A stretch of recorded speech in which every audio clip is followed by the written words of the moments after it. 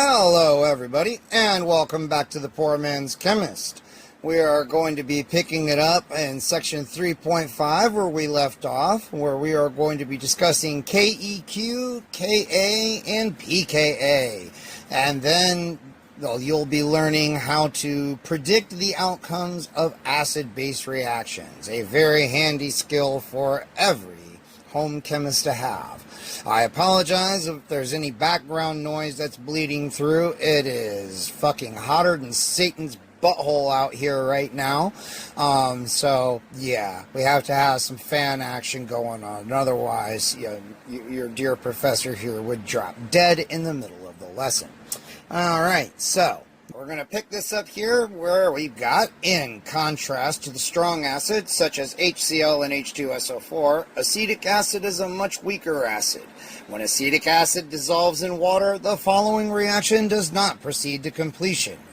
You already know all this because we've already talked about all this, but this textbook kind of repeats itself, and I think that's not necessarily a bad thing. I've had some people tell me they really like this textbook. I agree. It's one of the better ones I've ever seen. Experiments show that in a 0.1 molar solution of acetic acid at 25C, only about 1% of the acetic acid molecules ionize by transferring their protons to water. Alright, let's take that sentence apart. 0.1 molar. I think everybody here knows what molarity is. If you don't, I mean, this is like right at the beginning of high school chemistry, so tutorials abound on this shit. But molarity is the number of moles of solute in the divided by the number of liters of solution, not solvent, solution. Okay, so basically what this means is that for our acetic acid, we have 0.1 moles of acetic acid per liter of acetic acid solution at 25C, because remember, this is per liter of solution, and what do we know about liquids when they change temperature? They expand or contract. They expand if they get hot, they contract if they get cold. So it has to be at a standard temperature, otherwise the volume would be off. And it says only about 1% of the acetic acid molecules ionize by transferring their protons to water. Remember, proton is just chemist speak for hydrogen atoms. And this brings up an interesting point. There was a whole lot of fuss on the Discord server, my Discord server, at one point about whether it is more proper to call ammonia dissolved in water ammonia solution or ammonia water or ammonium hydroxide. I would point out here, this, ammonia ionizes to roughly the same extent that acetic acid does in water in dilute solutions. We call fucking acetic acid an acid, so why is it wrong to call ammonia in solution ammonium hydroxide? Then again, very little of it is ionized, so it is just as correct to call it ammonia water or aqueous ammonia. All of them are fucking right. I never did understand. I was like, what the, huh? You're all right. What are you bitching about? Anyway, therefore, acetic acid is a weak acid. As we will see next, acid strength is characterized in terms of the acidity constant, Ka or pKa. Usually pKa is what you see. If you look up the Wikipedia article for a compound, which I grant you, Wikipedia is shit, except when it comes to things like looking up compounds and the whole little list of physical properties that it'll have in that little column there on the right hand side of the screen, that tends to work out, I mean, there isn't many ways they can really fuck up articles about chemical compounds that aren't in the news. Caveat. Alright, because the reaction that occurs in aqueous solution of acetic acid is in equilibrium, we can describe it with an expression for the equilibrium constant, KEQ. So remember, this reaction does not go in just one direction, alright? If we were to pour a fuck ton of hydronium ion into this solution here, say we dump some hydrochloric acid into it, that would increase the hydronium ion concentration, which would shift this equilibrium back to the left. In other words, you would have less ionized acetic acid after you'd added that HCl than you would have than if you hadn't added any at all. Remember, equilibrium is a dynamic process, okay? The reaction is actually going forwards and backwards constantly. It's not like this dissolves in water, becomes these two things, and then everything just sits there static. No. This is constantly, H3O will constantly react with acetate ion, which increases the concentration of acetic acid. So some acetic acid will react with water and form more acetate and hydronium ion. And this is constantly going on back and forth. On our macroscopic level, it looks like everything just balances out and then just sits still. But nothing is sitting still, okay? That's important. That's why, and we can prove this because, again, if I dump a fuck ton of or acetate, say I dump sodium acetate in there, that also, well, because we added a product that shifts the equilibrium back towards the reactants.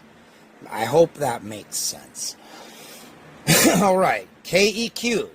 Now, you could write an equilibrium constant like this for any reaction, okay? That's in equilibrium. Okay, so any reaction that's going in the forward and backward direction, all right? Which actually is, well, okay, never mind. I'm not going to get into that here. Many chemical reactions are actually reversible. They actually go both ways. Okay, that's just how they are, all right? And that's okay. We don't judge them. So the way an equilibrium constant works is you take in this case, the molar concentrations of the reactants. When you see a chemical formula like this or this in brackets, that means the molar concentration of whatever is in brackets, okay? We have our you take the molar concentrations of the products is divided by the molar concentrations of the reactants, all right? Now, these little brackets, aside from telling you that we're talking about the molar concentrations of these things here, act like parentheses in a mathematical expression. Well, and remember, these are numbers. This is the molar concentration of hydronium, the molar concentration of acetate, all right? So what do we know when we have numbers in a mathematical expression that are in parentheses and there's no, plus or minus sign between them? We fucking multiply them sons of bitches together, okay? Now, for dilute aqueous solutions, important, dilute aqueous solutions, the concentration of water is essentially constant. I mean, it doesn't change very much, and we can neglect it, all right? The concentration of water is about 55.5 molar. So, for every liter of our acetic acid solution, we got about 55.5 moles of water, because it's the goddamn solvent, right? Well, since it's dilute, when it's all said and done, 55.5 moles, and it hasn't changed very much, okay? It'll be 55.4 or something, so we can basically pretend it doesn't change, all right? Yes, I know, it really does. Don't get hung up on that, okay? Just go with it. This is just convention, all right? I know, guys. I hear you. It doesn't, it does change, but we can neglect it for our purposes here, okay? Because the change is so small.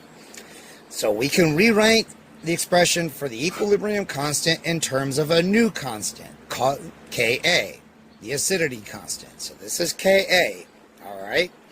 It's KEQ, or the concentration of H2O. We're pretending it doesn't change. Here we have our acetic acid reactant. Here we have our hydronium ion and acetate ion products, okay? And I want to point something out here, and this might seem obvious, but we should have the same amount of hydronium as we do acetate, right? If the molar concentration of this is at 0.09, I'm just pulling a number out of my ass, then the number here has to be 0.09, right? Because of this reaction. We have to have the same amount of these things. This will be important later on. We can write similar expressions for any weak acid dissolved in water in a dilute solution using a generalized hypothetical acid HA. The reaction in water is HA plus H2O is H3O plus A minus. A is just our anion. It could be chloride, it could be acetate, it could be anything. Okay. And the expression for the acidity constant is Ka equals H3O plus times the molar concentration of hydronium multiplied by the molar concentration of the anion, which in a monoprotic acid is the same thing, divided by the molar concentration of the reactant, which is the acid you started with.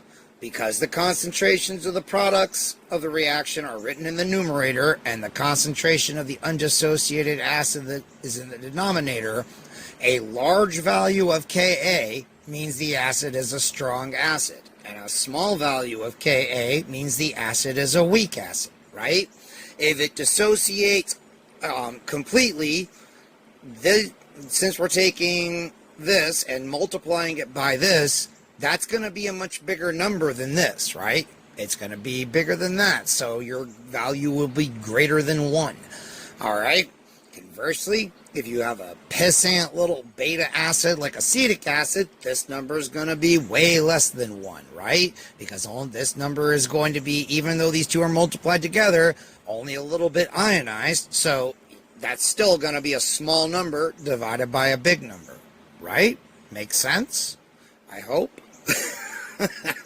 If the Ka is greater than 10, the acid will be, for all practical intents and purposes, completely dissociated in water at concentrations less than 0.01 molar. Because remember, this is all only true in dilute solution. But this is still useful because we can create dilute solutions of many acids and then compare them. And so we can figure out which acid is stronger than another acid. Okay? So I want to work through an example one here. Phenol has a Ka of 1.26 times 10 to the negative 10th. What is the molar concentration of hydronium ion, H3O plus, in a 1 molar solution of phenol? What is the pH of the solution? The pH, we get down into that here, but so I'm just concerned about this question A part here. Okay, so you see, we have Ka is equal to this expression right here. This is the exact same expression we were talking about. Here's your phenol. Here's your, oh Jesus, phenoxide? Oh, yes. Ha! Yay. I was about to, fuck, I'm going to look like a moron. And hydronium. And we know that when you multiply these two things together and divide it by this fucker, it is 1.26 times 10 to the negative 10. All right? At equilibrium, the concentration of hydronium ion is the same as phenoxide ion. And so we can just say they're both X. We don't know what the fuck they are, okay? All we know is they're starting out with a 1 molar solution, so we know this fucking number is 1, right? This number here is 1. Tells us it's 1. We know that whatever the fuck these numbers are, they're the same, but we don't know what the fuck they are. And we know that when we take this, it should equal this number, okay? Since X is multiplied by X, it's X squared, right? Cool.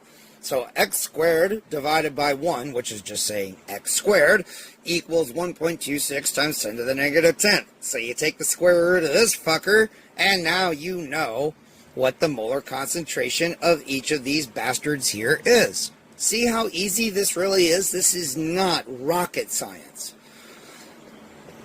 Although, now, anybody that says, when am I ever going to need to know algebra? Well, there you go. Chemists usually express the acidity constant, Ka, as its negative logarithm, pKa. Why? Because they're complete pussies when it comes to dealing with really small or really big numbers. No, they have a pathological fucking need to try to compress everything into a range of numbers that they think is nicer. I swear to God that's what this is. So pKa is the negative log of the Ka. What does that mean? It means you take your Ka, like this, now like a number like this.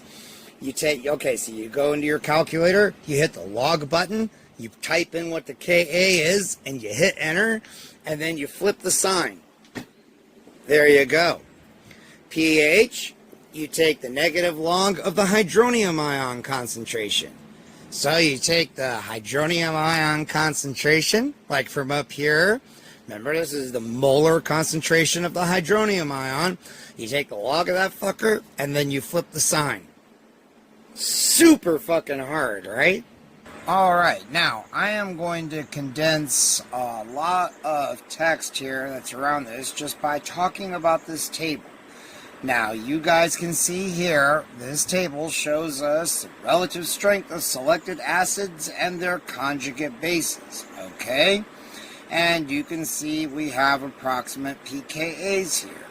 Now, the more astute amongst you might have noticed that we have hydronium ion here with a pKa of about negative 1.74, okay? And its conjugate base is water. But, by definition, the pKa is the negative log of the Ka, and the Ka, by definition, is we're talking about stuff that's in water, in dilute aqueous solution. How can this be? Well, it tells you right down here.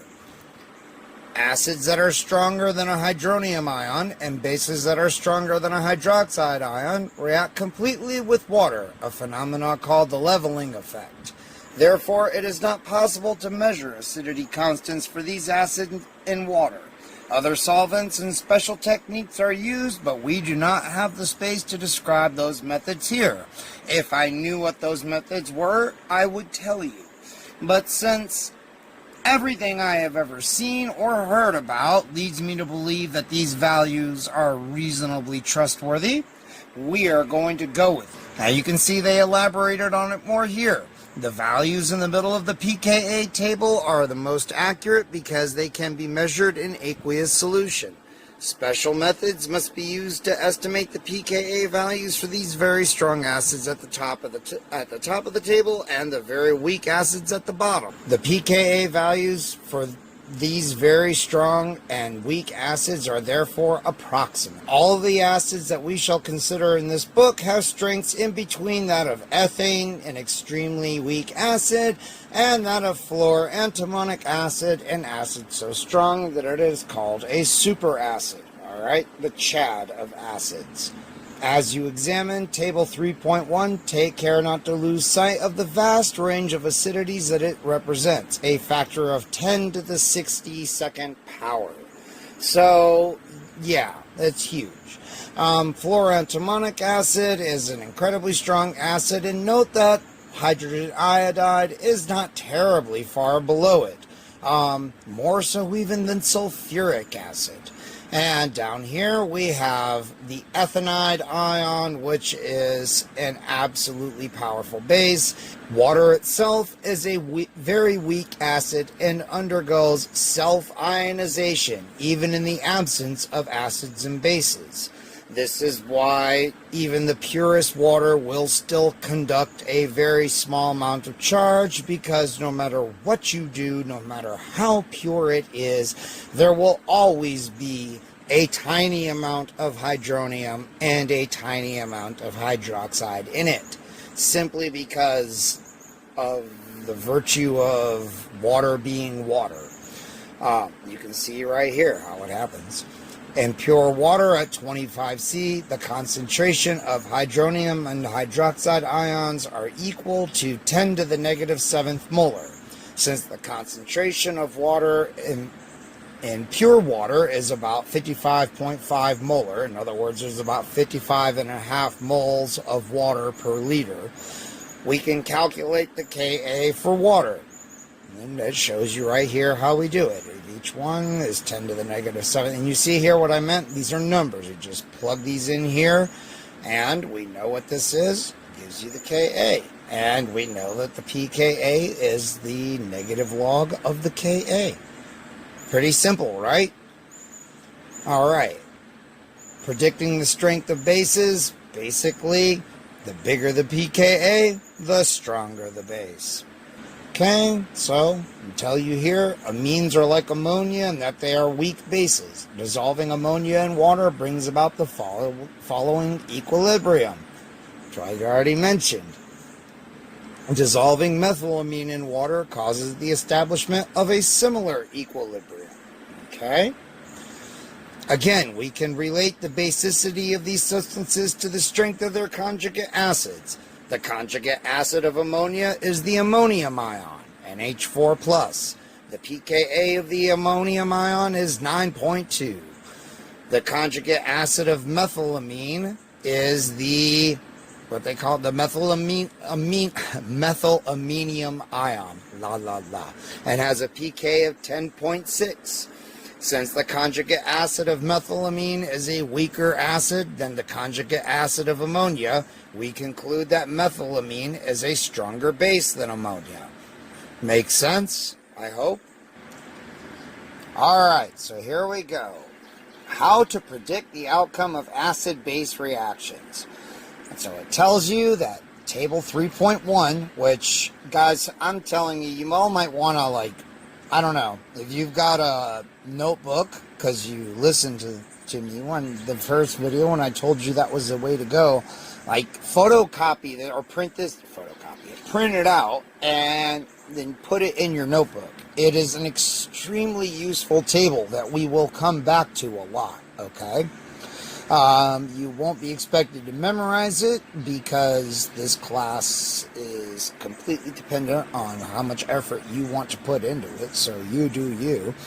It is a good idea to begin to learn the general order of acidity and basicity for some of the common acids and bases. For the examples are representative of their class or functional group. For example, acetic acid has a pKa of 4.75, and carboxylic acids generally have pKa's near this value, in the range of about 3 to 5. Ethyl alcohol is given as an example of an alcohol, and alcohols generally have pKa values near that of ethyl alcohol, from about 15 to 18, and so on. There are exceptions, of course, because there are exceptions to every fucking generalization. I don't care what that generalization about, whether it is people or chemicals or whatever. There will always be a fucking exception to the rule. We shall learn what these exceptions are as we go on. By learning the relative scale of acidity of common acids now, you will be able to predict whether or not an acid-base reaction will occur. The general principle to apply is this: acid-base reactions always favor the formation of the weaker acid and the weaker base. Alright? And now that you've got some fucking numbers that you can put to these motherfuckers, you finally are able to make reasonable predictions. The reason for this principle is that the outcome of an acid-base reaction is determined by the position of an equilibrium. Acid-base reactions are said, therefore, to be under equilibrium control, and reactions under equilibrium control always favor the formation of the most stable, lowest potential energy species. The weaker acid and weaker base are more stable, they're lower in potential energy than the stronger acid and the stronger base. Okay? Using this principle, we can predict that a carboxylic acid will react with aqueous sodium hydroxide in the following way, because the reaction will lead to the formation of the weaker acid, which is water, and the weaker base, which is acetate ion. I hope that makes sense. Because there is a large difference in the pKa of the two acids, the position of the equilibrium will greatly favor the formation of the products. In instances like these, we commonly show the reaction as with a one-way arrow, even though the reaction is in equilibrium. This brings up a good point. Many chemical reactions that you have seen written with just a single arrow like this, they've lied to you. Lies, I say. So, yeah, actually, in principle, all reactions are reversible. Other factors cause that to not be possible in practice.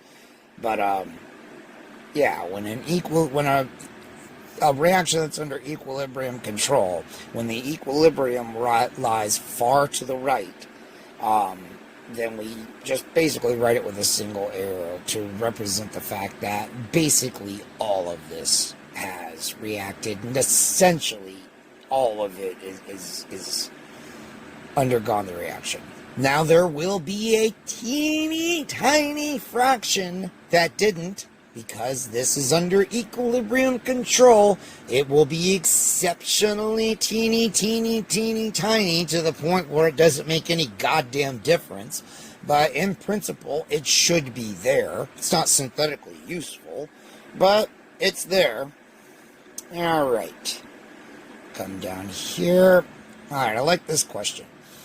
Using table 3.1, explain why the acid-base reaction that takes place between sodium hydride and methanol is this instead of this. Okay? Pretty damn easy to see, right? Hydride is a very strong base. Okay? What does it tell us? Its pKa is like 35. Hydride will remove the most acidic proton from methanol, which is the proton that is bonded to the oxygen here. Although methanol is not given, we can compare it to ethanol, a similar alcohol whose hydroxyl group has a pK of about 16. Far more acidic than any proton attached to a carbon without a functional group, like we looked at for ethane, which had a pKa of 50. Alright, remember what I said about carbon ions? Carbon ions do not like to be, okay? That they want to cease to exist more than your most emo of emo teenagers, okay? That's just the way they are. Carbon does not, or carbocations rather, are not much happier. Because the proton attached to the oxygen is much more acidic, it is removed preferentially. Okay, and I hope this also illustrates why you can't use hydroxide to deprotonate an alcohol. Okay, let's go up here. Let's look at this real quick because I do want to discuss that real quick. Why do you need to mix alcohol with something like sodium metal and to make ethoxide? So hydroxide is up here, 15.7. Ethoxide is 16. Alright, so for hydroxide to deprotonate ethanol, it would have to form a stronger base. Okay, now you could use hydride ion, or it's not showing up on this scale, or you could just use an alkali metal, but you can't use hydroxide. Alright, what else did I want to cover before I wrapped up this video? Yeah, we'll touch on this really quickly here, just because it's short, and because, it's got pseudoephedrine. I'm sure some people will love that. See, I told you, man, this textbook uses good examples that I'm sure you guys will love. And, for everybody that's always asking me about making my meth, I guess this is one part that'll be handy for you to know. Although acetic acid and other carboxylic acids containing fewer than 5 carbon atoms are soluble in water, many other carboxylic acids of higher molecular weight are not appreciably soluble in water. Because of their acidity, however, water-insoluble carboxylic acids dissolve in aqueous sodium hydroxide. They do so by reacting to form a water-soluble sodium salt. Okay? So, and you see this right here, benzoic acid. Benzoic acid is insoluble in water, but if you mix some sodium hydroxide into the water, it will form sodium benzoate, and it will cause it to dissolve. Alright? We can also predict that an amine will react with aqueous hydrochloric acid in the following way. So, with your alkaloids, this is how you're getting your hydrochloride salts. Alright? Your amine is reacting with hydrochloric acid, like this, in order to form the weaker acid and the weaker base. Isn't that nice? While methylamine and most amines of low molecular weight are very soluble in water, amines with higher molecular weight, such as aniline, have limited water solubility. And then there's that fucking whore diphenylamine, which would not dissolve no matter what the fuck I did to it. However, these water-insoluble amines dissolve readily in hydrochloric acid because the acid-base reactions convert them into soluble salts. Isn't that nice? And I think this is a good place to wrap this up. We will pick it up with section 3.7 in the next video. So if you like that, give it a thumbs up. If you didn't, fucking tell me why you didn't, please. Subscribe, comment, share the videos, donate a few bucks if you can. It is time consuming to do these videos, especially when it's trying to come up with explanations for some of this stuff that are going to be understandable to people that don't have a background in chemistry. I mean, it can cause me to have to do like multiple versions of a video if when I'm editing it I don't like it.